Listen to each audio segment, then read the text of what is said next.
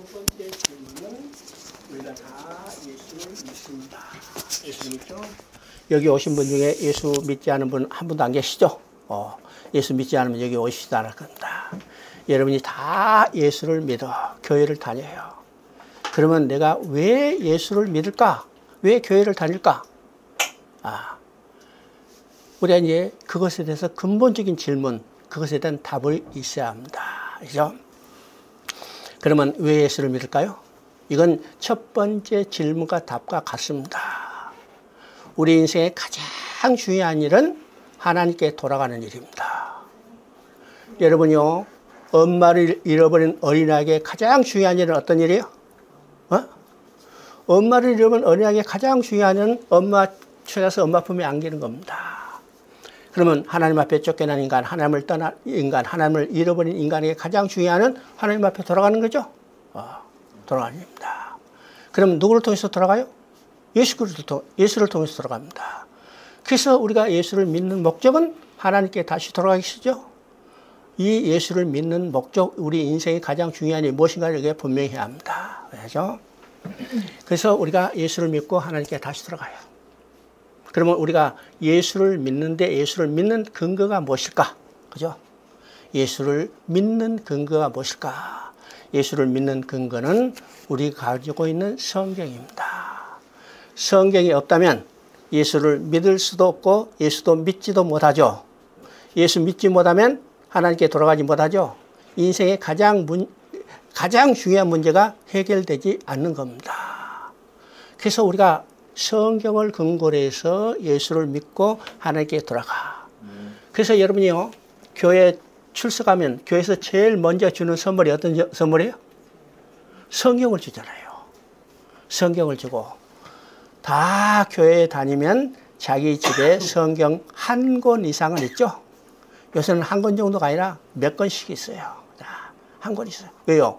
우리가 예수를 믿는 근거가 성경이기 때문입니다. 그래서 성경을 선물로 주고 성경을 읽으라고 강조를 해요. 강조를 했죠? 그러면 우리가 성경이 어떤 책인가를 알아야 합니다. 성경은 어떤 책인가? 그죠? 성경이 어떤 책인가를 우리가 한마디로 정리해야 합니다. 성경은 하나님께서, 이게 주체가 하나님이죠? 하나님께서 하나님을 떠난 인간들을 예수 그리스도를 통해서 다시 찾아오는, 돌아오게 하는 하나님의 구원 계획을 기록한 책이다. 그죠? 성경이 한마디로 정리돼야 합니다. 하나님께서 하나님을 떠난 인간들을 예수 그리스도를 통해서 찾는 이야기, 돌아오게 하는 하나님의 구원 계획을 기록하겠다. 그래서 우리가 성경의 근거로 해서 예수를 믿고 예수를 믿음으로 하나님께 돌아가는 거죠. 그래서 교회에 가면 제일 먼저 주는 책이 선물이 성경이고 또 성경을 읽으라고 교회에서 강조를 해요. 그래서 성경을 열심히 읽습니다. 열심히 읽죠. 여러분도 성경 많이 읽었을 겁니다. 그러면 성경 창세부터 계시까지 우리가 열심히 읽고 10번 읽었다, 100번 읽었다. 열심히 읽어. 열심히 읽는 건 중요하지만은 우리가 중요한 것은 한 번 읽든지 100번 읽든지 간에 그 성경 속에 나타난 하나님의 마음이 무엇인가를 우리가 알아야 합니다. 말이죠. 그러면 지금 여러분이 성경을 읽고 성경 속에 나타난 하나님 마음을 한마디로 정리할 수 있을까요? 그죠? 한마디로 정리할 수 있을까요? 성경 속에 나타난 하나님의 마음은 딱 두 단어로 정리됩니다. 두 단어. 지금 나왔죠? 첫째는 사랑이라는 말입니다. 두 번째는 함께라는 말이에요. 그죠? 이 말을 정리하면 사랑하기 때문에 함께 살자는 것이 하나님 마음이에요. 이게 성경 속에 나타난 하나님 마음입니다. 여러분요, 자식을 낳았죠? 자식을 낳았죠? 왜 자식을 낳았어요? 왜 자식을 낳았어? 그렇죠? 왜 자식을 낳았을까? 우리는 지금까지 크게 심각하게 생각하지 않고 그냥 결혼해서 자식 낳았다, 자식 낳았으면 키운다 이렇게 생각하지만은 왜 자식을 낳았을까? 사랑하기 때문에 함께 살기 위해서 자식 낳은 겁니다. 그죠? 근데 그 자식을 잃어버리면 반드시 찾죠? 자식을 잃어버리고 찾지 않으면 그 부모가 아니죠. 부모라면 잃어버린 자식을 반드시 찾아요. 왜 찾을까요? 사랑하기 때문에 함께 살게 됩니다. 이것이 성경의 시작과 끝이요. 그러면 성경 그 가운데는 뭔가? 잃어버린 자식을 찾는 이야기죠. 그래서 성경의 끝, 시작과 끝, 사랑하기 때문에 함께 살자. 여러분, 한국 교회는 그런 것이 별로 없는데 중국 교회는 교회에 이 두 단어가 반드시 붙어 있어요. 그것이 거의 99%예요. 여러분 중국 교회에 가보신 분들 많이 있을 텐데 중국 교회 앞에 강대상 여기죠. 뭐라고 붙었어요? 중국말로 임마누엘이라고 붙었습니다. 임마누엘이 그 말이 함께라는 죠. 이게 지금 마태복음 1장 23절에 처녀가 잉태의 아들을 하니 그 이름을 임마누엘이라 하라. 이건 이사야 7장 14절을 그대로 인용하는데 마태복음은 이걸 해설했죠. 임마누엘을 번역하면 하나님이 함께 계십니다. 함께요. 그래서 임마누엘이라고 다 붙었습니다. 또 한쪽에는 뭐라고 붙었을까? 선아이스런 하나님이 세상을 이처럼 사랑하사. 그러니까 중국 교회는요, 이 두 단어가 양쪽에 딱 붙어 있어. 이 단어요. 성경 전체에서 하나님의 마음은 사랑하기 때문에 함께 살자는 말입니다. 우리가 이것을 마음에 두고 성경을 읽어요. 그러면 성경 전체는 어떤 내용일까요? 사랑하기 때문에 함께 살자는 하나님의 마음이 거기에 배어 있다는 사실을 우리가 깨달아야 합니다. 깨달아야죠. 우리 이제 성경을 열심히 읽으라고 그래요. 그런데 실제로 우리가 성경을 많이 읽지 않죠. 많이 읽지 않는 증거가 뭘로 나타나는가? 여러분요, 교회마다 성경 읽기표 나오시죠? 요새는 성경책에도 성경 읽기표가 딱 이게 박혀 있는 책이 있어. 그 정도요. 이건 다른 말이며 성경을 잘 읽지 않는다는 증거입니다. 성경을 읽지 않기 때문에 성경을 읽으라고 그런 이 장치를 마련하는 거예요. 그래서 하루에 석 장씩 읽으면 1년에 한 번씩 읽는다. 그러면 1년에 한 번씩 읽으면 연말에 가서 시상한다. 아니 성경 많이 읽었다고 상 주는 거 처음 봤죠? 예. 왜요? 성경을 읽지 않기 때문입니다. 그러면 성경은 왜 읽지 않을까? 잘 읽지 않을까? 재미없기 때문이요. 왜 재미없을까요? 이해되지 않기 때문입니다. 이해되지 않게 돼요. 여러분 보세요. 우리가 유치원부터 요새부터는 이제 유치원부터 과외한다고 그러는데 하여튼 이제 열심히 학교를 다니죠. 쉽게 하면 초등학교, 중학교, 고등학교, 대학교, 대학원까지 다요.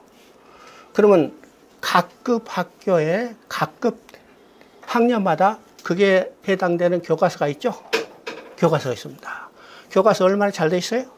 그런데 교과서뿐만 아니라 교과서를 이해할 수 있도록 많은 참고서가 있죠. 그러면 교과서 있고 참고서만 있으면 학교 안 가도 되잖아요. 그렇죠? 학교 안 가도 돼. 근데 학교를 가요. 돈 들이고 시간 들이고 노력 들였어. 왜일까요? 좀 더 우리가 확실히 그 교과서 내용을 습득하고 이해하겠습니다. 알죠?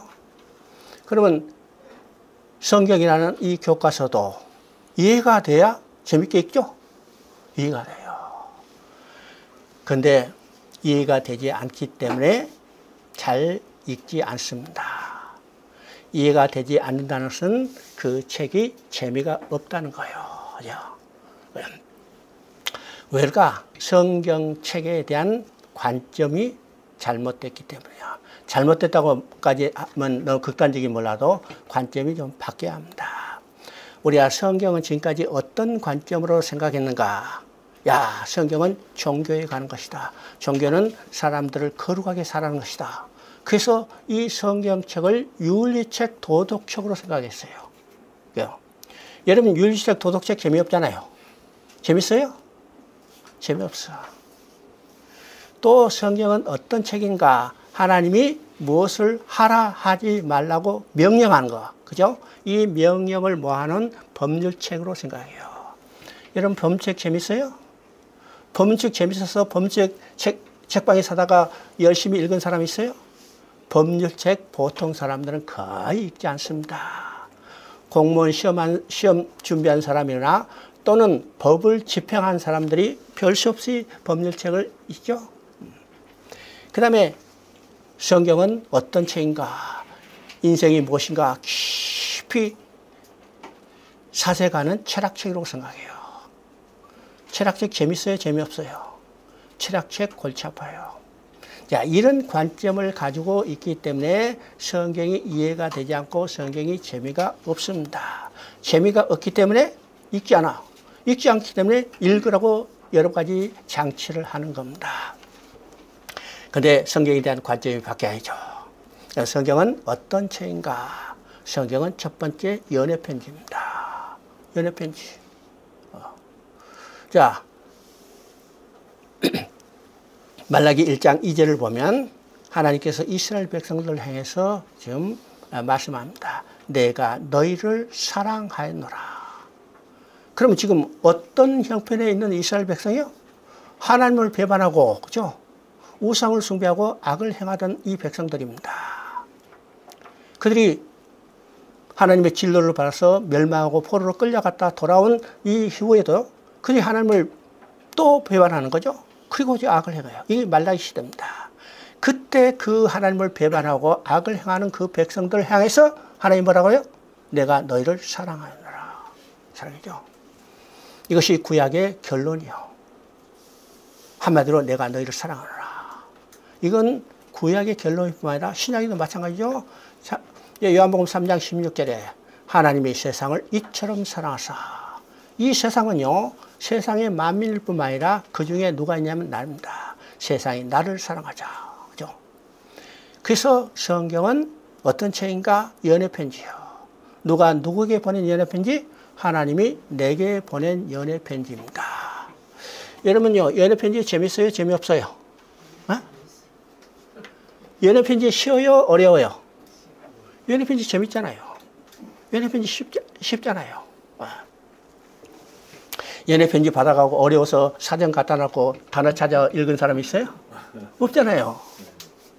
연애편지요, 한 번만 읽고 집어넣는 게 아니고 종이가 찢어질 때까지 들고 다니면서 읽는 거예요. 내가 소위로 월남전에 참석했어요. 그죠? 작전 나갔다 오면 제일 먼저 받고 싶은 게 뭐예요? 편지예요. 편지죠. 그래서 많이 인문편지도 오고 이제 오는데 이제 갔다 오면 이제 행정병이 보따리 하나 탁 편지를 줍니다. 그래서 봉투 쫙 보고 와요. 인문편지는 볼 것도 없어. 그 다음에 부모한테 온 편지는 제일 먼저 열어. 그 다음에 친구가 온 편지. 그 다음에 제일 먼저 뜯어보는 편지가 누구한테 온 편지? 애인한테 온 편지죠. 부모한테 온 편지는 뜯어볼 필요 없어. 거기에 딱 세 마디를 했어요. 건강하라. 그렇죠? 살아 돌아와라. 그래요. 이게 그냥 똑같은 말이니까 볼 필요도 없어요. 이 애인한테 온 편지는 어디요? 작전 나가면서도 품속에 담고 다닌 거예요. 그러면 비 오고 하면 젖잖아요. 어디다 넣는 줄 알아요? 철모 밑에 딱 넣으면 이건 비도 물도 젖지 않아요. 휴식하면 어떻게 해요? 철모 벗어 그부터 쳐다. 이게 연애편지죠. 연애편지. 여러분이 성경이 연애편지라면 아마 그렇게 읽을 거예요. 그죠? 두 번째, 성경은 어떤 책인가? 성경은 양육일기입니다. 양육일기죠. 자, 이사야 1장 2절을 보면 아주 중요한 말이 나옵니다. 내가 자식을 양육하였거늘 그들이 나를 거역하였더라. 그죠? 내가 자식을 양육할거늘 누구에 대해 얘기해요? 이스라엘에 대해 합니다. 오늘 나한테 이야기하는 거예요. 내가 자식을 양육하거늘 그들이 나를 거역하였더라. 그죠? 그래서 성경은 양육일기입니다. 여러분이 호세아서 11장을 보면 하나님이 우리를 어떻게 길렀는가 아주 자세하게 묘사되어 있습니다. 그래서 했죠? 그래서 성경은 하나님이 나를 낳고 길렀던 모든 일을 기록한 양육일기. 여러분 양육일기 재밌어요? 재미없어요? 양육일기 어려워요? 쉬워요? 어떤 사람이요? 부모님이 돌아갔어요. 아버지가 돌아가시죠? 그래서 장례를 다 치르고 아버지 유품을 정리하는데 거기에 낡은, 여기도 책이 엄청 많아요. 그렇죠? 낡은 노트에 하나 있어서 그걸 호기심 때문에 끄집어냈어요. 끄집어내서 책장을 딱 들으니까 거기에 자기 이름이 써져 있는 겁니다. 아니 도대체 이게 무슨 책인데 내 이름이 써졌을까? 더 궁금하죠? 그래서 읽어보니까 그것은 부모가 자기를 낳고 길렀던 모든 일을 기록한 양육일기입니다. 이 친구가요, 중학교 때 못된 짓을 해가지고 아버지한테 그냥 죽지 않을 만큼 얻어터졌어. 경험 있죠? 얻어터졌어. 그래서 그 감정이요, 아버지가 돌아가신 뒤까지도 남아있어. 야, 아버지가 날 미워서 이게 때렸구나. 그죠? 지금까지 생각이 납니다. 그런데 이 양육일기를 읽는데 바로 그날의 기사가 거기 기록되는 거예요. 읽어보니까 아버지가 왜 죽지 않을 만큼 때렸어요? 죽으라고? 아니요. 사랑하기 때문에 올바른 길로 가라고 떼는 겁니다. 그것을 깨닫고 이 사람이요, 통곡한 거예요. 왜요? 부모의 은혜와 사랑을 얼마나 깊은가를 깨닫게 되기 때문이죠. 깨닫습니다. 그러면 성경은 하나님의 양육일기입니다. 그 성경을 통해서 우리가 뭘 깨달아요? 하나님의 은혜가 얼마나 큰지, 사랑이 얼마나 깊은지를 알게 되는 겁니다. 알게 되면 여러분요, 부모가 나를 얼마나 사랑하고 은혜가 큰지를 깨닫는다면요, 억지로 부모 공경하라 말하지 않아도, 그죠? 어버이날 제정 안 해도 사랑하게 돼 있어요. 아시죠? 그래서 우리가 성경을 통해서 하나님의 은혜와 사랑을 깨닫게 돼요. 그러면 어떻게요? 하나님께 순종하고 하나님을 사랑하고 순종하게 되는 겁니다. 이것이 성경이에요. 이 성경에 대한 관점이 바뀌어야 우리가 성경을 쉽게 재미있고 있게 읽을 수 있습니다. 우리 이제 다 종교를 가지고 있는데, 인간이 모두 다 종교를 가지고 있죠. 그래서 인간이 가지고 있는 종교를 크게 대별하면 두 종류입니다. 첫째는 인간 중심의 종교와 하나님 중심의 종교. 그죠? 그러면 인간 중심의 종교와 하나님 중심의 종교를 어떻게 구분할 건가? 쉽게 하면 주도권이 누구에 있느냐예요. 궁극적으로 자기 자신의 관심이 있는가, 아니면 초월적인 존재인가? 인간에게 초점이 있는가, 하나님께 초점이 있는가? 그죠? 이것에 따라서 자, 인간 중심의 종교와 하나님 중심의 종교로 나눌 수 있습니다. 모든 종교, 많은 종교가 있지만 크게 대별하면 딱 이게 인간 중심의 종교와 하나님 중심의 종교로 나눠요. 그러면 인간 중심의 종교는 그 중심이 뭔가? 인간 자신의 성장과 행복과 깨달음, 도덕 속성 이런 것들이죠. 만약 그 목적은 자기 완성, 그 다음에 자기의 평안, 그 다음에 인간성 실현 등, 그러니까 인간적인 목표, 인간 자신의 목표에 추구해 있습니다. 그렇죠? 그래서 인간 중심의 종교는 인간이 자신의 목적을 달성하기 위해서 초월적인 존재로 찾아가는 거예요. 찾아가는 거. 그런데 하나님이 중심의 종교는 하나님이 초점이 있고 하나님이 주도권이 있어요. 그래서 하나님의 존재, 뜻, 계시, 주권의 중심이 있고, 하나님 중심의 종교는 하나님께 예배하고 그분의 뜻에 순종하고 그분과 관계 회복에 통한 구원에 있습니다. 그래서 이 하나님 중심의 종교는 하나님이 인간에게 찾아오셔서 하나님의 계획과 목적을 성취해 가는 거예요. 이게 하나님 중심의 종교입니다. 주도권이 누구에 있어요? 전적으로 하나님께 있다는 사실입니다. 그죠? 이것이 크게 종교를 대별하는데, 기독교는 철저히 하나님 중심의 종교라는 사실입니다. 그죠? 그래서 기독교는 하나님께서 하나님 자신의 문제를 해결해서 일하시는 종교죠. 여러분요, 우리가 성경의 하나님의 구원 계획을 부모가 잃어버린 자식을 찾는 것 비유할 수 있습니다. 이게 똑같은 거예요. 그죠? 그러면 부모가 자식을 잃어버렸다. 반드시 찾죠? 그러면 자식을 찾는 일은 부모의 문제예요? 아니면 자식의 문제예요? 그렇죠? 부모의 문제예요? 자식의 문제예요? 누구의 문제일까요? 누구의 문제일까요? 이건 부모의 문제입니다. 뭐야? 여러분요, 자식을 누구로 해서 낳았어요? 누구로 해서 낳았어? 자식을 해서 낳았어요? 아니면 부모 자신을 해서 낳았어요? 생각 안 해봤죠? 자식은 왜 태어난지도 몰라요. 근데 부모는 자기 자신을 위해서 자식을 낳기 때문에 자식을 낳고 기뻐하는 겁니다. 그러면 그 자식을 잃어버려서 누구로 해서 찾아요? 부모 자신의 문제입니다. 그래요. 물론 궁극적으로는 하나로 합쳐지지만은 동기가 누구부터 시작되는가? 부모부터 시작된다는 사실을 알아요. 그러니까 성경은요, 하나님께서 하나님의 자신의 문제를 해결한 하나님의 일을 기록한 겁니다. 어디에 주도권이 있어요? 모든 주도권이 하나님 자신에 있다는 사실을 우리가 알아야 합니다. 그래서 우리가 기독교는요, 하나님의 계획과 목적을 이루어가는 것을 믿는 종교, 이것이 기독교입니다. 그래서 성경은 어떤 책인가? 하나님 자신의 목적과 계획을 성취해서 일하심을 기록해서 역사적인 사건을 통해서 기록해서 오늘 우리에게 보여준 책이 성경이라는 겁니다. 그래서 성경은 창세기부터 계시록까지 하나님의 일하심을 아주 일관되게 기록되어 있다는 건데, 이 일관되게 기록한 것은 어떤 것인가? 창조와 타락과 구속과 완성의 이 점진적인 흐름이 지금 성경 속에 나타나는 것을 보게 되죠. 예, 창조. 그래서 창세기 1장, 2장에 창조의 기사가 나는데 그 중에 중요한 것은 어딘가? 창세기 2장 1절에 천지 만물을 다 이뤘다. 이 완성의 개념이죠. 다 이뤘다.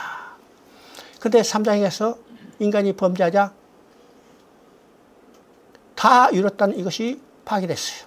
파괴됐죠? 파괴된 것을 회복하는 거예요. 그래서 창세기 3장에서는 파괴됐지만 하나님은 그것을 회복하는요. 누구를 통해서? 여자의 후손을 보내서 어떤 방법을 통해서? 가죽 옷을 지어 입히는 방법. 그러면 여자의 후손과 가죽 옷이 구약 내내 여러 모양과 여러 방법으로 계시다가 신약에서 그것이 성취됐죠? 어디서? 십자가에서.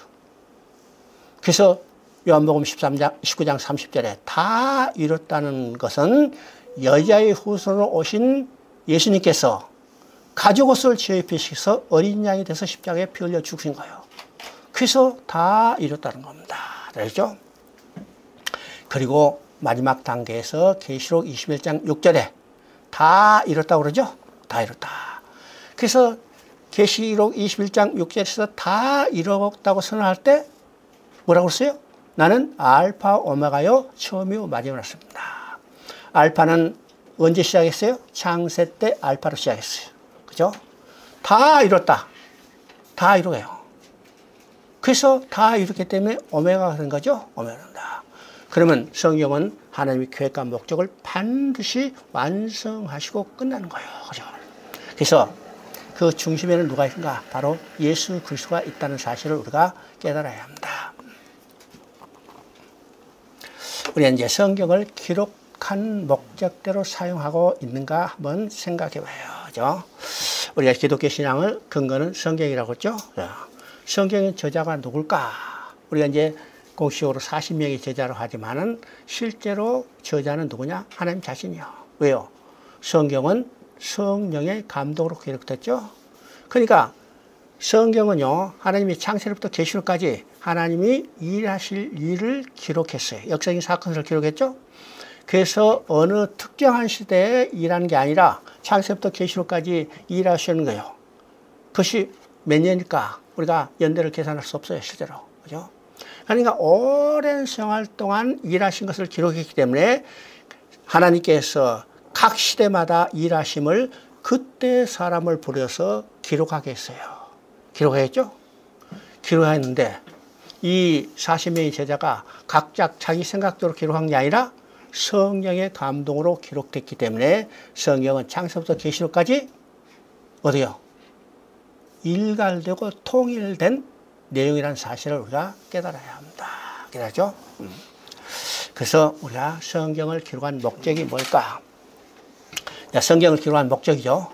우리가 성경을 기록한 목적과 성경을 연구한 목적이 똑같다는 사실을 우리가 알아야 합니다. 그죠? 성경을 기록한 목적은요, 요한복음 20장 21절, 31절에 나왔습니다. 우리 한번 같이 읽어봅시다. 오직 이것을 기록하면 너희로 예수께서 하나님의 아들 그리스도이심을 믿게 하려 하며 또 너희를 믿고 그 이름을 힘입어 생명을 얻게 하려 함이라. 여기서 성경을 기록한 목적이 분명히 났습니다. 이것을 기록하면, 그죠? 예수를 믿고 공적인 목적이 뭘까요? 생명을 얻게 하라는 거죠. 그렇죠? 자, 우리가 성경을 연구한 목적도 동일하다는 겁니다. 요한복음 5장 39절 봅니다. 너희가 성경에서 영생을 얻는 줄로 생각하고 성경을 연구하거냐. 자, 성경을 연구하는 목적이죠? 성경을 연구하는 목적은 영생을 얻기 위해서요.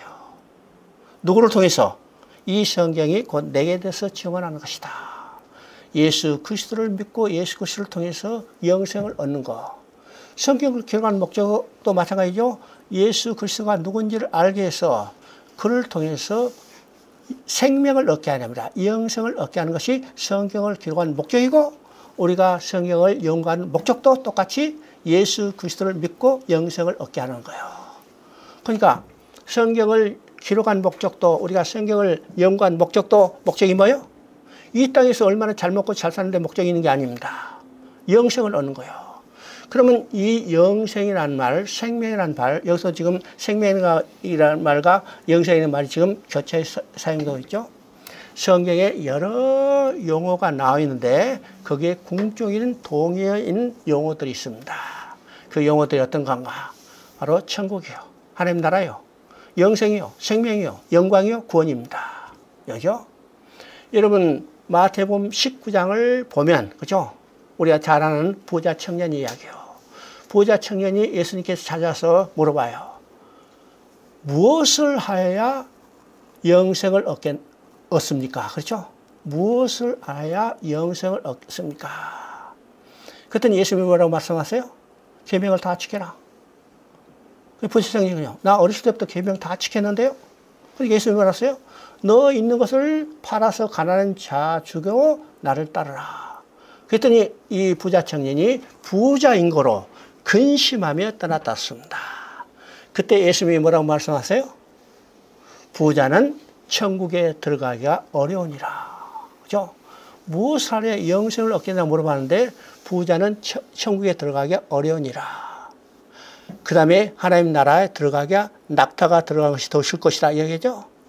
자, 부자 청년이 떠난 후에 예수님이 그 말씀하시자 제자들이 뭐라요? 그러면 누가 구원을 얻을 수 있습니까? 그죠? 지금 화자는 세 사람입니다. 부자 청년과 예수님과 그 다음에 누구요? 제자들이요. 근데 각각 다른 말로 했지만 궁극적으로는 개념이 같죠? 개념이. 하나님 나라, 영생, 영광, 구원, 야, 말이야. 그러면 우리가 성경을 연구하는 목적은요, 하나님 나라에 가는 겁니다. 하나님께 다시 돌아가는 거예요. 영생을 얻는 겁니다. 그죠? 이 땅에 얼마나 잘 먹고 사는데 목적이 있는 게 아닙니다. 그죠? 그래서 구원받아서 하나님께 돌아가서 하나님 나라에서 영원히 하나님의 영광을 바라고 즐거울 삶, 이것을 누리는 것이 우리가 성경을 기록한 목적이고 성경을 연구하는 목적이라는 사예요. 다른 말은요, 더 나아가서는 우리가 교회 다니는 목적, 예수를 믿는 목적이 되는 겁니다. 얼마나 이 땅에 잘 먹고 사는 것이, 잘 먹고 잘 사는 것이 우리의 예수 믿고 교회 다니는 목적이 아니라는 사실을 우리가 분명히 깨달아야 합니다. 그렇죠? 자, 성경을 우리가 좀 구체적으로 보면 성경은 하나님께서 하나님의 일을 하시는 것을 역사적인 사건을 통해서 기록했다고 그러죠.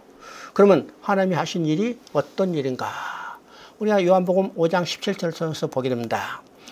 요한복음 5장 17절 지금 봅니다. 내 아버지께서 지금까지 일하니 나도 일한다습니다. 여기서 내 아버지는 누구예요? 성부 하나님이죠. 내 아버지께서 지금까지 일하니, 이제까지 일하니. 그러면 이제까지라는 이 개념 속에 어떤 개념이요? 전에도 일해 오셨고, 지금도 일하시고, 앞으로도 일하시는 개념이 들어있습니다. 그죠? 이제까지. 그죠? 이제까지라면 해요. 전에도 이제 일해 왔기 때문에 지금도 일하는 거예요. 이제까지. 앞으로도 일하시, 언제? 예수님이 재림할 세상 끝날까지 일하시는 겁니다. 그러면 지금 성부 하나님께서 하시는 일이 어떤 것인가? 이것을 통해서 우리가 보게 되죠.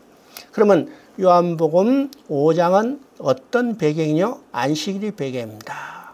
어떤 일을 이루셨어요? 38년 된 병자를 고쳐준 이야기입니다. 그죠?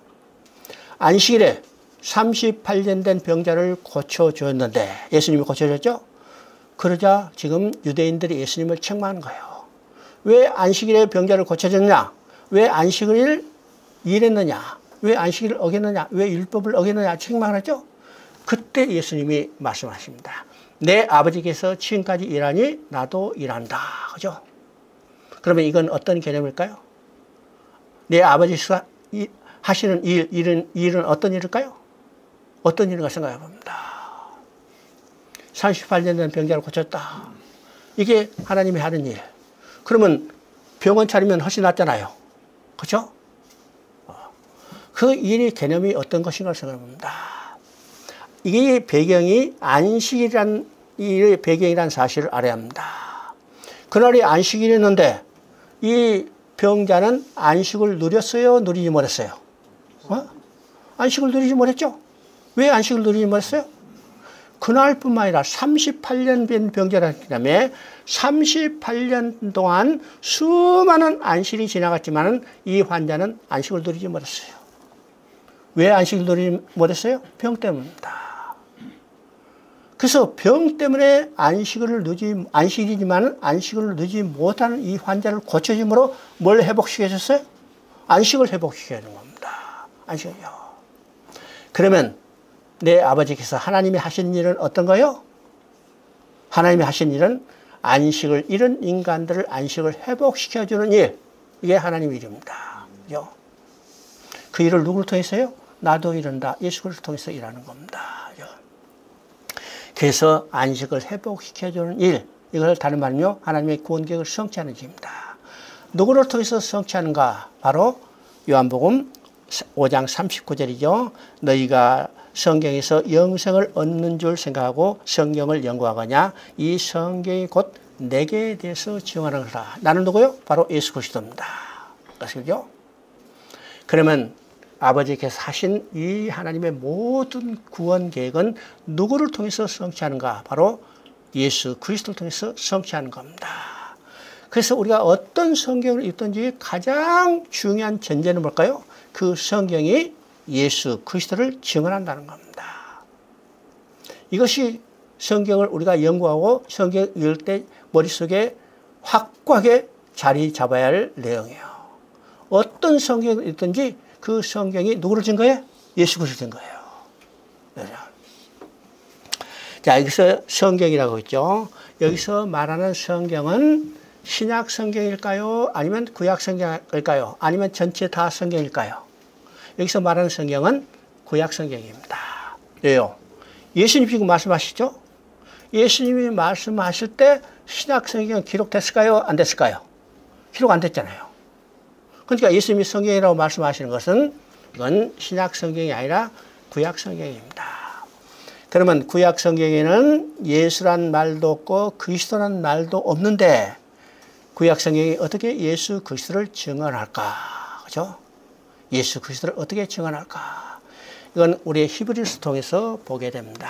히브리서 1장 1절과 2절은요. 구약과 신약이 확고하게 지금 대비되어 있는 겁니다. 대비되어 있죠. 자, 히브리서 1장 1절은 옛적에는 선지자를 통해서 우리 조상들에게 여러 가지 모양과 방법으로 말씀하신 하나님이죠. 그죠? 옛적은 구약시대입니다. 선지자를 통해서 우리 조상들에게 여러 가지 모양과 방법으로 말씀하신 하나님이죠. 그러면 구약은 뭐예요? 여러 가지 모양과 방법으로 말씀했다. 그죠? 그리고 2절에는 이 모든 마지막 날에는 그 아들로 우리에게 말씀하셨죠. 이 모든 마지막은요, 종말의 시대. 종말은 언제부터 시작될까? 예수님의 철임부터 시작되는 겁니다. 언제 끝나요? 예수님이 재림할 때까지 종말의 때가 끝나죠. 그러니까 우리는 지금 언제 살고 있냐? 종말의 시대 살고 있는 겁니다. 그죠? 그래서 이 모든 마지막 날 누구를 통해서 말씀하세요? 그 아들, 바로 예수 그리스도를 통해서 말씀하시는 거죠. 그러면 구약에 여러 모양과 여러 방법이라는데 이 여러 모양과 여러 방법은요, 4가지 카테고리가 있습니다. 첫째는 사람들이요. 두 번째는 사건들이요. 세 번째는 모형들입니다. 네 번째는 예언들이죠. 그러면 구약에 많은 사람들이 나오는데 구약에 제일 처음에 등장하는 인물이 누굴까요? 제일 처음에 등장하는 인물, 우리가 말할 것도 없죠. 아담이죠. 아담이요. 그러면 우리가 성경을 통해서 많은 사람들이 아담은 인류의 조상 이렇게 얘기하죠. 인류의 조상, 이건 틀림없는 사실이에요. 인류의 조상이면 분명합니다. 그런데 아담도 누구를 증언하는가? 바로 예수 그리스도를 증언한다는 사실을 알아야 합니다. 여러분이 아담이 어떤 사람인가 우리가 생각합니다. 인류의 조상에서는 분명하지만은 더 중요한 것이 있습니다. 아담은 하나님의 구원 계획의 출발점이에요. 출발점이죠? 왜요? 아담에게 원복음을 주셨어요. 그러면 아담은 어떤 사람인가? 아담은요, 인류의 조상에서는 분명해. 아담은 어떤 사람이에요? 아담은 최초의 죄를 범한 사람이요. 아담은 어떤 사람이요? 최초의 자기가 죄인인 것을 고백한 사람입니다. 죄인은 고백이죠? 창세기 3장 10절에 벌거벗었다. 벗었다고 그랬어요. 이 벗었다는 것은 죄진 인간은 하나님 앞에 설 수 없다는 것을 말하기 때문에 아담은 자기가 최초의 죄인인 것을 고백한 사람이죠. 아담은 어떤 사람인가? 하나님부터 최초의 복음을 들은 사람, 언복음을 들은 사람이에요. 아담은 어떤 사람이요? 하나님부터 처음으로 가죽 옷을 지어서 입힘을 받은 자죠. 그러면 아담은 어떠냐? 아담은 그래서 로마서 5장 14절에 오실 자의 표상이라 예수 그리스도를 예표로 보여주고 있는 겁니다. 노아도 아브라함도 모세도 다윗도 솔로몬도 누구를 증거해요? 그 사람에게 우리가 받을 교훈이 무엇인가 아니라 그 사람을 통해서 하나님이 구원 계획을 어떻게 성취해 가는가를 보여주는데 구원 계획은 누구를 통해서 완성해요? 예수 그리스도를 통해서 완성하기 때문에 그 사람들을 통해서 예수 그리스도를 통해서 이루실 일이 무엇인가를 그림자로 보여주고 있다는 겁니다. 그죠? 그 다음에 사건이요. 사건. 우리가 성경에 많은 사건이 나오는데 성경에서 가장 중요한 사건은 어떤 사건인가? 출애굽 사건입니다. 출애굽 사건. 이 출애굽 사건은요, 이스라엘이 애굽에 내려서 노예로 있다가 모세를 통해서 유월절 어린 양의 피를 통해서 그들이 해방돼서 돌아오게 하는 거죠. 그런다. 이건 무엇을 보여줘? 사단에 노예된 인간들을 예수 그리스도를 통해서 유월절 어린 양의 피, 십자가에 흘린 피를 통해서 구원받게 되는 것을 보여주는 겁니다. 그러니까 성경에 나타나는 많은 사건도 누구를 증거해요? 바로 예수 그리스도를 통해서 이루어질 사건을 증언하는 겁니다. 그 다음에 이제 많은 모형들이 있죠. 우리가 성경에 제일 먼저 나오는 모형이 어떤 것인가? 창세기 3장 21절에 가죽옷이요. 이 가죽옷은 무엇에 대한 모형이요? 예수님이 십자가에서 어린 양이 돼서 피 흘려 죽으실 것에 대한 모형입니다. 모형이죠? 또 어디에 모형이 나올까? 모형 많죠? 우리가 모세가 광야에서 든 노뱀도 모형이에요. 반석도 모형이에요. 성막도 모형이에요. 제사장도 모형이에요. 기생나비 자기 집 창문에 닿았던 붉은 줄도 모형입니다. 그러니까 많은 모형들을 통해서 누구를 증거해요? 예수 그리스도를 증거하는 겁니다. 또 선지자들이 말했던 많은 예언들을 통해서 자 예수 그리스도를 증언한 거죠. 아까 봤던 것처럼요. 이사야 7장 14절 처녀가 잉타의 아들이니 그 이름을 임마누엘이라 하라. 이것도 이미 예수 그리스도가 태어날 것에 대한 예언이죠. 예언입니다. 그러니까 많은 모형들을 통해서 많은 예언들을 통해서 예수 그리스도를 증언하는 겁니다. 그러면 구약 성경에 나타나는 모든 것들은 어떤 것이요? 바로 예수 그리스도를 통해서 성취할 하나님의 일을 보여주는 하나의 그림자죠. 그림자. 그래서 성경은 어디서든지 어떤 성경인지 그 성경에서 누구를 만나요? 예수 그리스도를 만나고 찾아야 하는 겁니다. 이것이 우리가 성경을 올바로 보는 관점입니다. 성경 우리가 잘 아는 바같이 1600년 동안에 40명의 저자에 기록했어요. 그죠? 성경은요, 제일 먼저 기록된 것이 언젠가 모세오경입니다. 모세오경은 모세가 기록했기 때문에 모세는 어느 때 사람이요? 출애굽 때 사람이죠. 출애굽 때 사람이요. 주전 1500년입니다. 그 다음에 성경이 제일 마지막으로 기록된 것은 우리가 잘 아는 바같이 요한계시록입니다. 요한계시록은 주후 1세기 100년, 그러면 주전 1500년부터 주후 100년까지는 전체가 1600년이죠. 1600년 동안에 기록될 때 하나님이 그 시대에 하실 일을 그 시대 사람을 부려서 성령의 감동으로 기록하게 되어 있습니다. 기록한 책이 성경입니다. 그래서 우리가 가지고 있는 성경은 전부 지금 66권입니다. 66권이죠. 그래서 구약이 39권, 신약이 27권, 66권입니다. 근데 우리가 성경을 연구할 때 우리 머릿속에 66권이 아니라 한 권이라고 생각해야 합니다. 한 권이라고 생각해요. 왜 이것이 중요할까? 66권이라고 생각하면요, 66개의 다른 주제를 가진 책을 모아놓은 전집이라고 생각해요. 그죠? 그러면 다른 주제이기 때문에 각각 해체되죠? 오늘날 성경을 해석하는 많은 관점이 이렇게 성경을 해체해버리는 경우들이 많이 있습니다. 근데 성경은 66개의 주제가 아니라 하나의 주제예요. 하나의 주제. 그 하나의 주제는 어떤 것이요? 하나님께서 하나님을 떠난 인간들을 예수 그리스도를 통해서 다시 돌아오게 하는 하나님의 구원 계획을 기록한 책입니다. 이게 하나의 주제예요. 이 한 개의 주제를 두 장은 구약과 신약 두 장이죠.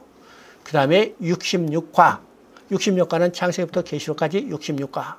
이것을 통해서 증거해 나가는 겁니다. 그러니까 구약도 똑같은 주제, 신약도 똑같은 주제, 창세기도 똑같은 주제, 계시록도 똑같은 주제예요.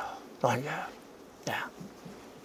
그래서 우리가 성경은 이제 한 권의 책이다. 이것을 머릿속에 정리하고 성경을 읽어야 합니다. 그죠? 우리 이제 성경은 하나님께 일하심을 기록했죠. 일하심을 기록한 역사적인 기록입니다. 역사적인 기록. 우리가 성경은 역사책이라 하잖아요. 어떤 사람은 이야기합니다. 이스라엘의 역사다. 물론 이스라엘 역사예요. 근데 역사책이 아닙니다. 역사책이 아니에요. 역사적인 기록입니다. 왜 역사책이 아닐까요? 역사책처럼 생각되지만 역사책이 아니고 역사적인 기록이다. 자, 세상의 모든 나라의 역사가 다 기록된 게 아니죠. 오직 뭘만 기록됐어요? 하나님의 구원의 역사만 기록되어 있습니다. 구원의 역사만 기록됐어요. 그래서 구원의 역사가 기록된 역사적인 기록입니다. 기록이죠. 그래서 역사적인 기록이기 때문에 우리가 성경을 읽을 때 역사를 보는 눈, 역사관이 있어야 해요. 그래야 우리가 성경을 올바로 이해할 수 있습니다. 그러면 우리가 성경을 읽을 때 가질 역사관을 우리가 아주 정리하면 세 가지 핵심적인 것을 정리할 수 있습니다. 첫째는 역사의 주인은 하나님이시다. 모든 역사는 하나님의 주권적으로 운행해 가신다는 사실을 우리가 알아야 합니다. 우리가 창세기 1장 1절에 시작하면 어떻게 해요? 태초에 하나님이 천지를 창조하셨느니라. 이 한마디는요, 하나님이 누구신 게 아니란 아무런 설명이 없어. 하나님이 무슨 일을 하셨는가? 장만 선포했죠? 천지를 창조하다. 언제? 태초에. 여러분, 이 말은 굉장히 중요한 의미가 있습니다. 우리가 역사를 기록한 요소 중에 절대로 빠져서는 안 될 네 가지 요소가 있어요. 그 요소는 시간입니다. 두 번째는 장소, 세 번째는 주체가 누군가, 네 번째는 어떤 사건이 일어나는가. 이게 역사적인 기록이에요. 그 사건이 동기가 무엇인가, 그 사건으로 우리가 받아야 할 교훈이 무엇인가, 이건 역사가들의 평가입니다. 그래서 역사가들에 따라서 자기 견해가 다르죠? 그러나 가장 중요한 네 가지 요소는 시간과 장소와 주체와 그 다음에 어떤 사건이 일어나는가. 창세기 1장 1절은요. 이 역사를 기록한 요소 중에서 가장 중요한 네 가지 요소가 그대로 나타났습니다. 첫째는 시간이죠. 시간은 태초예요. 장소는 어떻게요? 천지예요. 주체는 누구예요? 하나님이에요. 어떤 사건이 일어났어요? 창조의 사건이 일어났습니다. 그러면 시간과 장소에서 일어난 것이 역사인데 그 시간과 장소를 누가 창조했어요? 하나님이 창조했잖아요. 그러니까 역사도 주인공이 누구냐? 하나님 자신이요. 역사도 누가 시작했냐? 하나님이 시작했다는 사실을 보게 되죠. 그러니까 성경은 역사의 주인이 누구신가를 선포하고 시작하는 겁니다. 그죠? 돌아오게 하는 구원 계획도 하나님의 주권적인 역사예요. 내가 하리라. 누가? 하나님이요. 그래서 성경의 모든 역사의 주권자는 하나님이다. 이 역사의 주권자인 것은 성경의 구원의 역사만 주권자가 아니라 모든 세속의 역사도 주권자가 누구예요? 하나님이에요. 우리가 성경은 역사책이 아니라고 씁니다. 역사적인 기록이 있죠. 근데 우리가 하나님의 구원의 역사와 연관된 세속의 역사가 있어요. 그 성경에 나오죠. 우리가 잘 아는 바지 성경과 5대 제국, 어떤 목사님이 이 책을 썼죠. 많이 상당히 팔렸어요. 성경과 5대 제국. 그러면 이 성경에 나오는 5대 제국이 나옵니다. 이 5대 제국은 세속의 역사죠. 세속의 역사. 이 세속의 역사, 이 5대 제국이 하나님의 구속의 역사와 관련되어 있다는 사실을 우리가 보게 됩니다. 보게 되죠. 그러면 거기에 나오는 이 5대 제국은 어떤 제국이요? 첫째는 애굽입니다. 두 번째는 아수르, 세 번째는 바벨론, 네 번째는 바사, 다섯 번째는 로마입니다. 로마. 그러면 이 5대 제국이 존재할 때는 세계를 지배하는 강대국이죠. 오늘 말하면 미국과 같은 세계를 지배하는 강대국이죠. 이 강대국도 누구의 주권 속에 있어요? 하나님의 주권 속에 있어요. 하나님의 구속의 역사를 이루어가는 하나의 수단이 있다는 사실을 우리가 보게 됩니다. 그러면 세계의 모든 강대국도 그 주권이 누구에 있느냐? 하나님 있지요? 하나님 있습니다. 오늘 미국의 주권자도 하나님이요, 중국의 주권자도 하나님이요, 한국의 주권자도 누구요? 하나님이에요. 뿐만 아니라 내 자신의 인생의 주권자도 누구냐? 하나님이요. 하나님이죠? 여러분요, 태어난 날짜 정해놓고 태어났어요? 내가 어디에 태어났다고 결단하고 태어났어요? 이름 알고 태어났어요? 어디서 언제 태어난지 모르고 나타났어요. 맞죠? 이건 내 주권, 내 의지하고는 전혀 상관이 없습니다. 언제 죽을 거예요? 아무도 모르죠? 언제 어디서 죽을지 몰라요. 그러면 내 인생의 시작이 태어나는 것이고 내가 인생의 끝이 뭐예요? 죽는 건데 내 인생의 시작과 끝이 내 의지가 아니죠. 내가 계획 속에 있는 게 아니죠. 오직 나를 이 땅에 보내신 분이 있고 나 땅에 이 땅에서 데려가신 분이 있는데 그분이 누구예요? 하나님이요. 그 내 인생의 절대적인 주권자도 누구냐? 하나님이라는 사실을 알아야 합니다. 알죠? 이것이 첫째 우리가 성경을 읽을 때 가질 역사관입니다. 역사관이죠. 두 번째는 하나님의 역사는 시작과 끝이 있다는 거예요. 시작과 끝이 있어. 우리가 세상의 역사관 중에 여러 가지 역사관이 있죠. 동양의 역사관은 대표적으로 순환적 역사관. 그죠? 추나추동이 매년 반복됐지 역사는 방향도 없고 목표도 없다. 또 서양적 역사관은 아주 대표적으로 주기적 역사관 또는 유기체적 역사관이 납니다. 어떤 문명이 발화해서 성장하고 그다음 다시 쇠락해 가고 다른 문명이 발달하고 이런 것이 반복된다는 거예요. 이게 주기적 역사관이랍니다. 그러니까 이것이 명칭이 뭘까요? 목표도 없고 방향도 없고 맨 돌아가는 거죠. 그런데 우리 기독교는요. 시작과 끝이 분명한 겁니다. 시작과 끝이 있다는 거예요. 그러면 끝이 있다는 것은 뭐예요? 도달할 목표가 있다는 겁니다. 도달할 목표가 있죠? 이 도달할 목표는 단순히 시작할 때 반복되는 목표가 아니라 더 향상되고 완전한 목표. 이 목표를 향해서 일정한 방향으로 진행하는 것이 기독교 역사예요. 그렇죠? 그래서 계시록 21장 6절에 아까 얘기했거든요. 알파 오메가라. 창세의 알파로 시작해서 계시록에서 다 이렇기 때문에 오메가 마지막이 되는 겁니다. 우리는요, 이 일정한 목표를 향해서 일정한 방향으로 진행해 가고 있다는 사실을 우리가 알아야 합니다. 우리는 단순히 반복되는 게 아니에요. 우리는 분명한 목표를 향해서, 그 분명한 목표는 어떤 목표요? 단순히 반복되는 목표가 아니라 더 완전하고 향상된 목표를 향해서 전진해 가고 있다는 사실이에요. 세 번째는 하나님은 자신의 계획과 목적을 반드시 완성하시고 끝내시는 겁니다. 다시 하면요, 하나님 자신의 계획과 목적을 반드시 완성하시고 끝내신다. 이 말을 다르면요, 하나님은 자신의 계획과 목적이 절대로 실패한 일이 없어. 절대로 중단하거나 포기하거나 변경하지 않고 반드시 완성하시고 끝내시는 겁니다. 다른 말은요, 완성되지 않으면 절대로 끝내시지 않아. 반드시 완성하시고 끝내시는 거예요. 끝내죠. 여러분 자식 찾는데 중간에 포기할까요? 포기 없죠?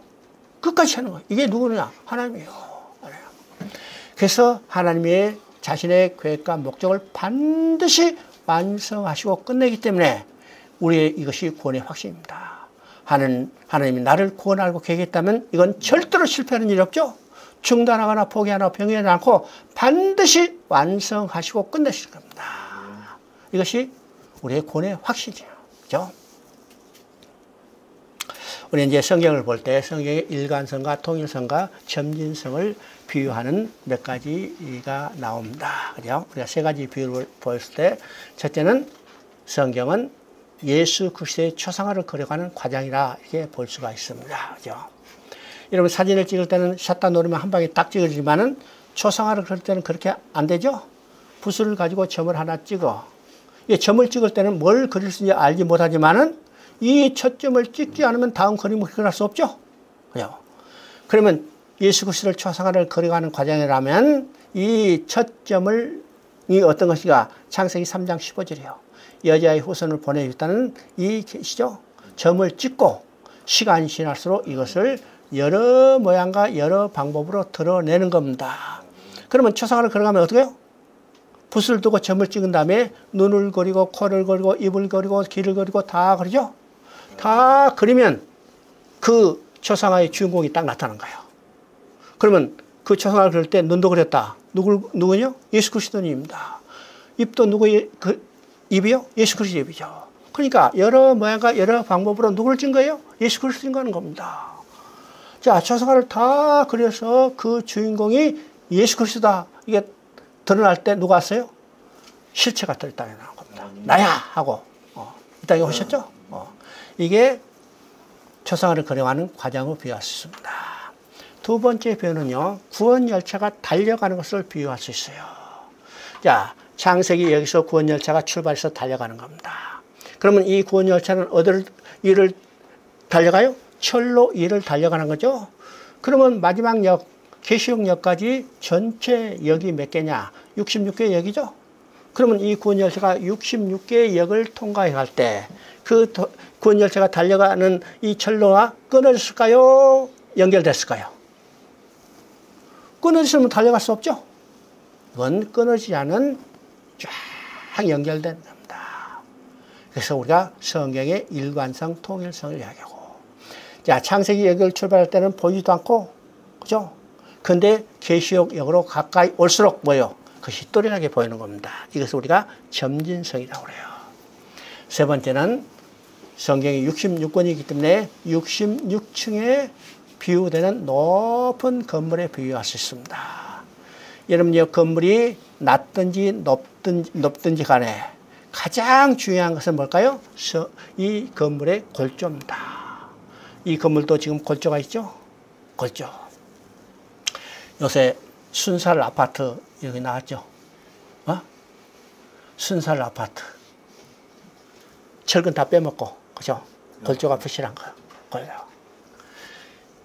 건물에서 가장 중요한 것은, 건물이 높든지 낮든지 가장 중요한 것은 골조입니다. 골조. 골조는 뭐예요? 기둥과 빔으로 보여죠. 그러면 성경의 이 골조는 뭘까요? 바로 예수 그리스도라는 골조입니다. 예수 그리스도라는 골조요. 아무리 외벽이 화려하더라도 골조가 보시라면 그 건물은 아무런 없어요. 그죠? 근데 골조가, 이제 외벽이 허름하다 하더라도 골조가 튼튼하다면 어떤 외력에도 지탱하고 있죠? 이 골조랍니다. 이 골조가 뭘까? 바로 예수 그리스도라는 골조입니다. 그래서 성경은요, 우리가 어떤 경우도 이 예수 그리스도라는 골조를 우리가 튼튼하게 붙잡아야 해요. 이게 골조가 튼튼해야 우리 신앙도 견고해진다는 사실을 우리가 깨닫게 되는 겁니다. 쉬었다가 10분, 20분이니까 35분에 시작하겠습니다.